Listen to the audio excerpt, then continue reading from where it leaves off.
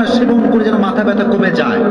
কোরআন বলছে তোমার জীবনে যদি খুবই দুঃখ কষ্ট হয়, কোরআনটা বুকে চড়াও, কোরআনটা পড়ো, বুঝো, তোমার যত কষ্ট আছে নিমিষে এই সমস্ত কষ্ট হালকা হয়ে যাবে। কষ্টের সময় কষ্টের গান শুনলে ছেকার কষ্ট আরো বাড়ে, এটা কমে না।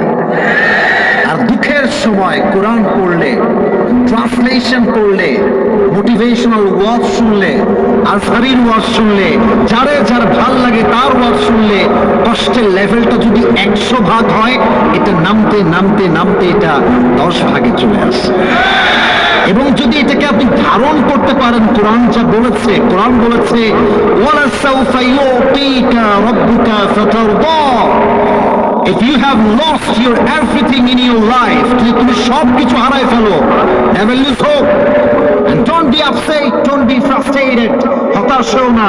Put your trust on your Lord, রবকে বিশ্বাস করো, যা হারিয়েছো তার চেয়ে ডবল গুণ বাড়িয়ে আল্লাহ তোমাকে দান করবে। Indeed and verily, Allah will give you something that will definitely make yourself happy. ওয়ালা সাউফা ইউতিকা রাব্বুকা ফাতারদা।